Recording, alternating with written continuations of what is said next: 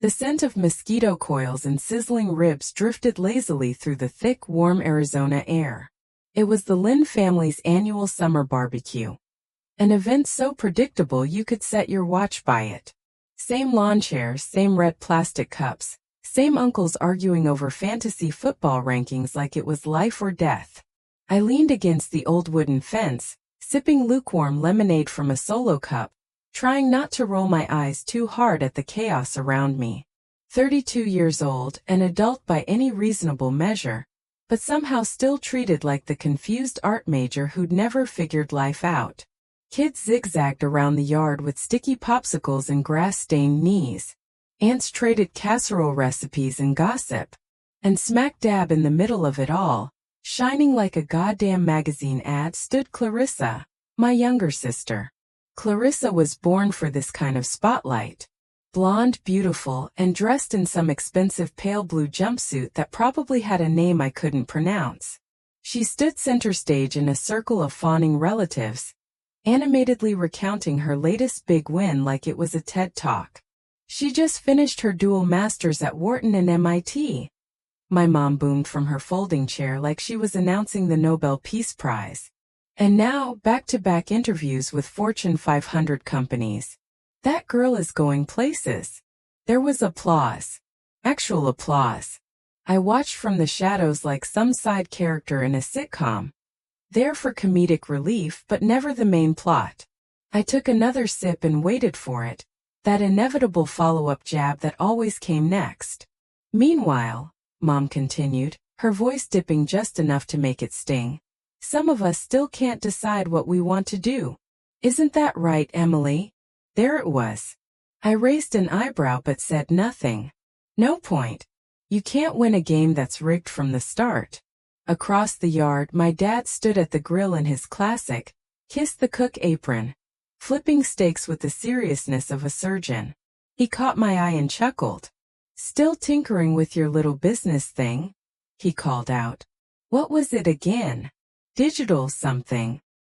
He laughed, not cruelly, not maliciously, just dismissively. The way people laugh when they think they're being cute.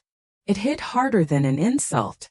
Digital workflow automation, I muttered, running my thumb along the condensation on my cup. What I didn't say was that tomorrow morning, I had a boardroom meeting scheduled for 9 a.m. A big one. We were about to finalize our acquisition of Halden and Company and announce the expansion of our executive team. A decade of work coming full circle. But here in this backyard, under these string lights and judgmental glances, I was just Emily. The family footnote. The one who dabbled and tried things. The one who still hadn't landed a real job. And then, because irony has a hell of a sense of humor, Clarissa clapped her hands together like a kindergarten teacher and shouted, "Guess what, everyone? I've got a big interview tomorrow, with Cascade Logic." Aunt Vivian gasped like someone had just announced a pregnancy. That's amazing, Clarissa. I read an article about their founder. Brilliant woman. Totally self-made. Hiring bars insanely high, my dad added, nodding in genuine approval. They don't just take anyone. I almost choked on my lemonade. No one noticed the way my grip tightened on my cup, or the small smirk tugging at the corner of my mouth. Cascade Logic. My company. The same company I'd started in a crappy studio apartment in Tempe, fueled by ramen noodles and 3 a.m. caffeine crashes. Clarissa had no clue that the brilliant, self-made founder she was fangirling over was me. What position? I asked, keeping my voice light, almost bored. Senior strategy consultant, she replied, eyes sparkling like she'd already gotten the job. Can you imagine? That's practically executive level. I smiled into my glass, looking forward to seeing how that goes. She laughed, flipping her hair. Maybe once I'm hired, I can put in a good word for you, Emily. I'm sure Cascade Logic has a few entry-level admin roles. The pity in her voice was so thick you could cut it with a spatula. My mom nodded enthusiastically, like Clarissa had just offered to pull me out of a burning building.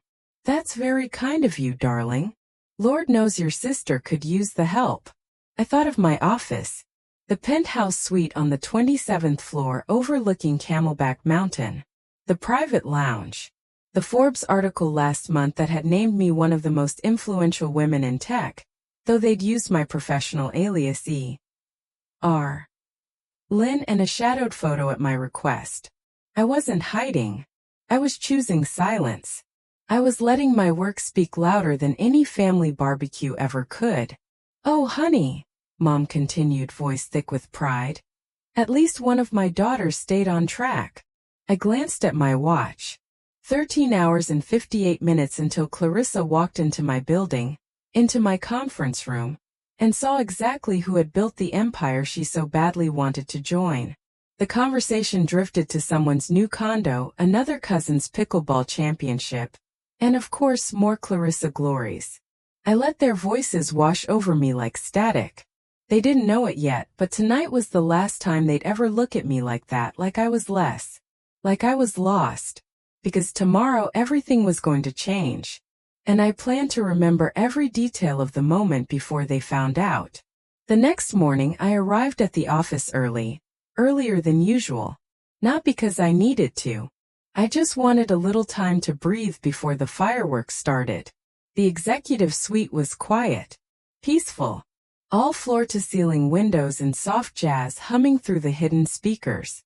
The scent of fresh espresso drifted from the break room down the hall, where Clara, our head of HR, was busy prepping for the day's interviews. Clarissa's name was printed on the interview schedule in neat Helvetica font, just one name among a dozen others. Except she wasn't just another candidate, not to me. Not today. At exactly 8:56 a.m. my phone buzzed. "Clara. Candidate has arrived." Friendly. Confident. Very polished. I smiled. Of course she was. Clarissa was born to impress. But this was Cascade logic. We didn't hire charm. We hired substance. I waited 10 more minutes before heading down to the boardroom. The interview panel was already seated, 3 directors and Clara, who gave me a quick nod as I entered. Clarissa sat across the long oak table, legs crossed neatly, posture perfect, wearing that same cool blue jumpsuit from the barbecue. She looked up at me and froze. The air changed. I took my seat at the head of the table and gave her a polite, neutral smile. "Good morning, Miss Lynn. Thank you for joining us today." Her lips parted. "Emily." The panel looked confused. "Ms. Lynn," I corrected calmly. "Let's keep it professional, please." Clarissa blinked fast. Her brain was catching up, probably replaying every word she'd said at the barbecue. Every time she'd talked about the mysterious founder of Cascade Logic. Every time she'd offered to help me get a job here. I didn't realize," she stammered, then gave a shaky laugh. "Is this some kind of—" "No tricks," I said, flipping open the folder in front of me. "We're here to talk about your qualifications, correct?" She glanced nervously at the others, trying to recalibrate. But she recovered quickly, classic Clarissa. "Of course. Happy to be here." I leaned back slightly, watching her shift in her seat. "So," Clara began, "walk us through your approach to scaling a product strategy in a post-Series B company environment." Clarissa launched into her answer like she was reading from a script. Buzzwords galore. Data-driven, synergy, market fit, vision alignment. All polished, all empty. The panel asked follow-ups. She danced around them with vague enthusiasm. No concrete metrics, no hard examples. Just that surface-level shine she'd perfected over years of being praised for her potential rather than her performance. Then it was my turn. "Clarissa," I said, my voice cool and steady. "When Cascade Logic was in its second year, we faced a 40% churn rate in our SaaS subscription model. If you were on the team then, what steps would you have taken to course correct?" Her smile faltered. "That's a great question," she said slowly. "I suppose I'd start by reevaluating our value proposition? Define it." She blinked. "Pardon. You said you'd reevaluate the value proposition. What was it at the time?" Do you know? The room was silent. She hesitated, then offered a week. I'd have to look deeper into the internal metrics before I could answer that accurately. I nodded. Fair. But if you want a senior strategy role here, you need to know that without asking. Clarissa looked down, cheeks flushed. I didn't feel smug. I wasn't trying to embarrass her. But I wasn't going to soften anything either. Not here, not in this room. She'd applied to my company. She'd wanted to prove herself. Now she was getting the chance. And she wasn't ready. The rest of the interview moved on without incident, but the energy had shifted. Clarissa gave shorter answers. Less sparkle. Less confidence. When it ended, Clara stood to walk her out. Clarissa paused at the door and turned to me. I didn't know, she said softly. I gave her a small nod. I know. Then she left. Back in my office, I closed the door and exhaled. It wasn't satisfying, not in the way I thought it would be. There was no triumphant music, no victory lap. Just silence. The kind you only hear after a truth has finally been said out loud. Half an hour later, Clara knocked on my door. Want the recap? She asked. I gestured for her to sit. She's sharp, Clara began, but untested. No depth. I think she's gotten by on polish and instinct, but it won't cut it here. I nodded. Agreed. She's not a bad candidate, but she's not our candidate. There it was. Let her know by end of day, I said, and thank her for coming in. Clara raised an eyebrow. You sure? Positive. She stood. She must have been shocked. She'll recover, I replied. She always does. That night I sat in my apartment overlooking the city skyline.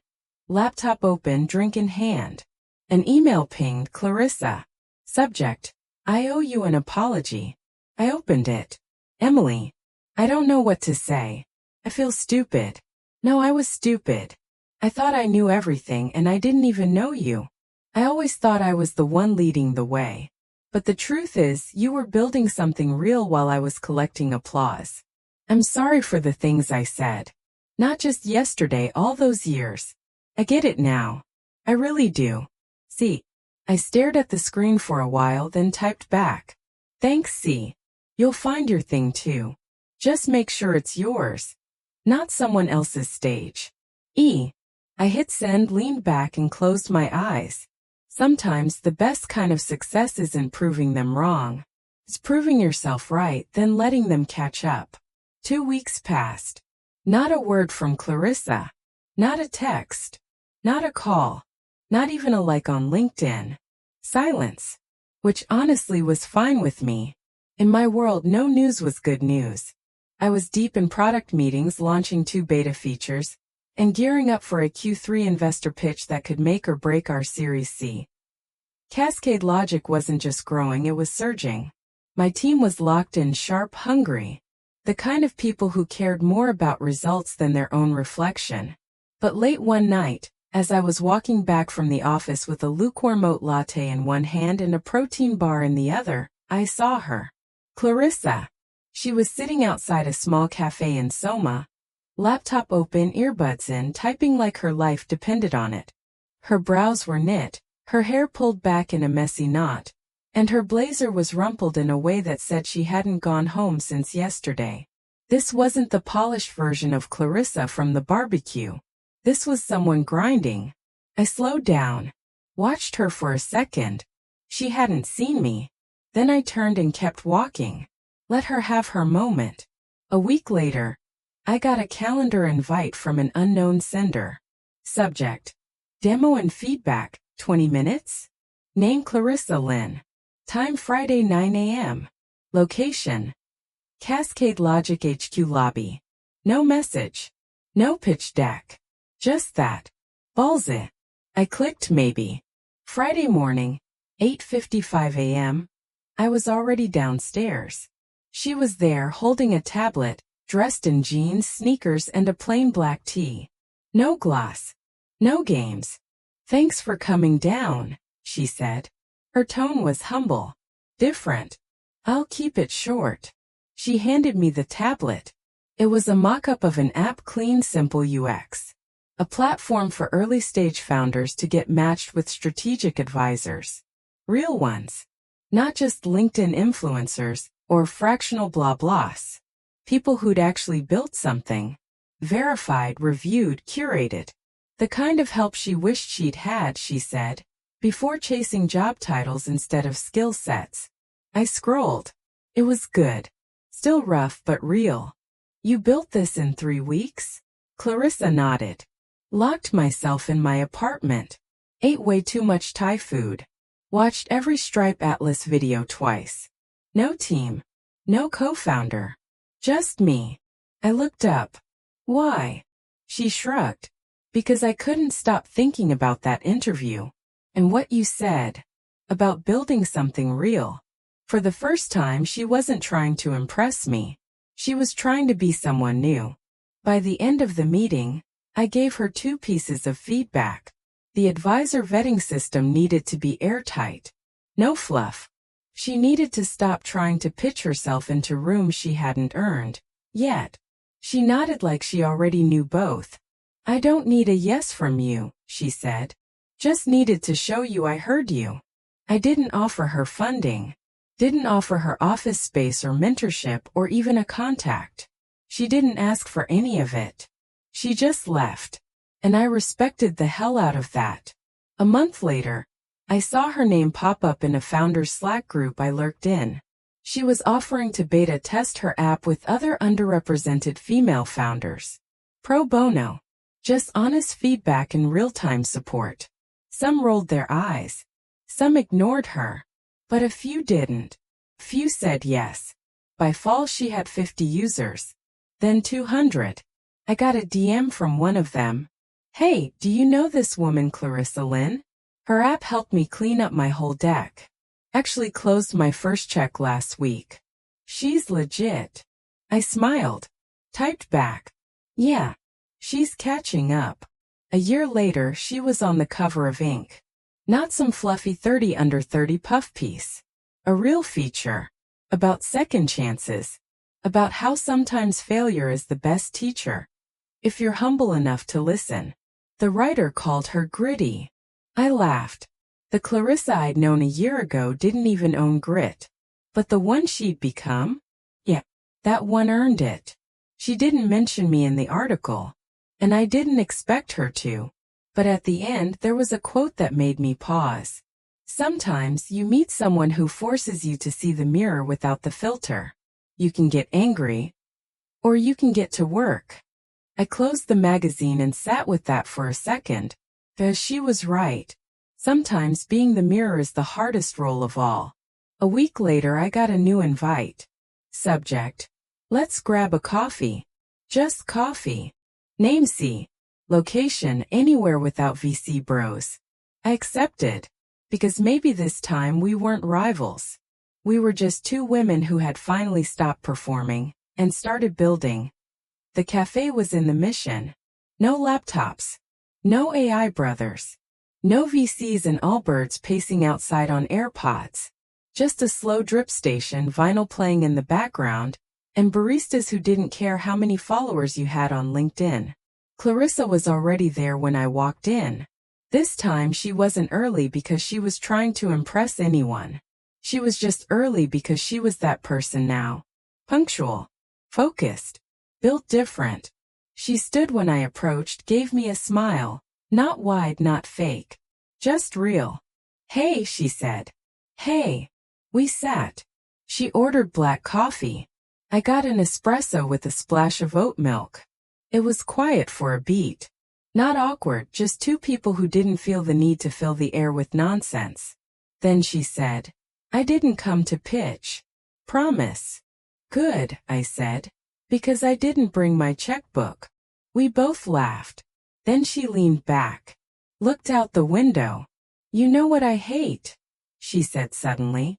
When people say, it all worked out for the best. Like failure was just a plot twist in some Hallmark script. I raised an eyebrow. You're on the cover of Inc. Clarissa. Yeah. And I still wake up at 3 a.m. wondering if I'm just repackaging my trauma into something pitchable. Whoa, that was not where I expected this conversation to go. But it was honest. So I leaned in too. You think I don't wonder that? I said. Every time I tell my founder origin story on a podcast, I feel like I'm selling a version of me that's shinier than the one who forgot her mom's birthday last week. She looked at me shocked then relieved. Jesus. Thank you, she whispered. I thought I was the only one. Not even close, I said. We sipped. And for the first time we weren't founder and failed founder. We weren't ego and insecurity. We were just two women who had lived through the algorithmic circus and come out the other side bruised but breathing.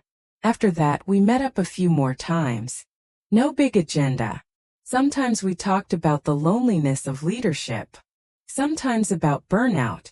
Sometimes about nothing, just the latest drop on Product Hunt or which investor was subtweeting who. Clarissa wasn't just building an app anymore. She was building a company. A real one. Her team was small, scrappy, remote, mission first. But her users were loyal. And her metrics weren't vanity. I could tell. One night, after a late ramen run, she turned to me and said, "Do you ever miss being underestimated?" I blinked. What? You know, back when people didn't expect you to be great. When you could surprise them. I sat with that. Yeah, I said quietly. Because once they do expect greatness, every mistake feels fatal. She nodded. Exactly. Then, after a beat, I think I liked myself more when I had something to prove. I looked her straight in the eye. You still do. She froze. I wasn't trying to be harsh. I was being honest. That's what we promised each other. No mirrors with filters. And to her credit, she didn't flinch. She just nodded. Fair. Few months later I got a call. Not a text. Not a DM. A call. It was Clarissa. I want you on my board, she said. Excuse me. We're raising a seed round. Clean cap table. No sharks. But I want one person in the room who'll tell me the truth even when I don't want to hear it. I leaned back in my chair. This wasn't a favor. It wasn't charity. It was an invitation. Earned. Deserved. Respected. I paused. You sure you can handle me on a board? She grinned through the phone. I'm not the same girl who brought cupcakes to your office, remember? No, I said. You're not. Then say yes. I did. But here's the thing about stories. They don't always arc the way you think they will. 3 months after I joined the board, we hit turbulence. A data privacy snag. One bad hire. A quiet month of churn. Investors got antsy. Morale dipped. Clarissa looked rattled, but she didn't flinch. She called an emergency Zoom. I expected panic. But she started the call with this. I built this company to help people navigate failure. So if I can't survive a bad quarter, I've got no business being here. And just like that, the room got quiet. Respectful. Steady. That was leadership. Not the photo shoot. Not the funding round. That moment. So no, this isn't a fairy tale. It's not some neat redemption arc. It's messier than that. Better than that. It's a story about what happens after the turning point. About the grind behind the glow-up. About what it means to build something real without applause. Clarissa didn't need saving. She needed space to fail. And then room to rise. And me? I didn't need to be the mentor or the gatekeeper or the cautionary tale. I just needed to show up. As myself. No filters. No pitch deck. Just coffee. And real talk. A year passed. Just like that. The product matured. The team doubled. Then halved. Then doubled again. We got used to the chaos. Built muscles for the uncertainty. Every win felt earned. Every setback temporary. Clarissa grew sharper. Calmer. More surgical with her decisions. She stopped second-guessing herself. She started setting boundaries, even with VCs who once made her knees shake. She wasn't chasing a vision anymore. She was living it. And me? I found my rhythm too. No more fire drills, no more 5 cities in a week hustle. I consulted less, mentored more. Took real vacations. Wrote again. Nothing for medium. Just for myself. We still met once a month. Same cafe. Same table. Sometimes we didn't even talk about work. We'd debate whether LA had better ramen than SF it did. Or whether the new iOS update actually did anything. It didn't. Once she brought her new puppy. He chewed my shoelaces. I didn't mind. Then, one rainy Tuesday, she looked up at me and said, "We got an offer." I raised an eyebrow. To acquire? She nodded. 7 figures. All cash. My stomach flipped.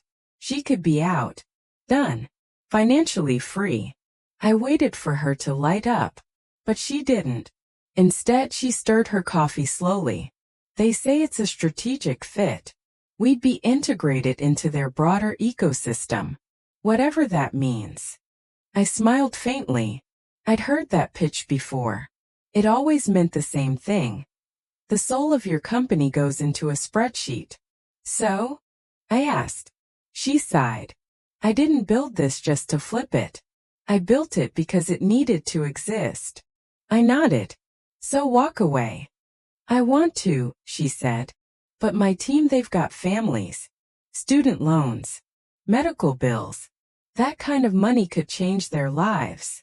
We sat with it. Because that's the part no one talks about. Not the pitch decks. Not the exit slides. The weight of leading. Of deciding. Of carrying futures that aren't even your own. Finally, I said, "You'll make the right call. You always do."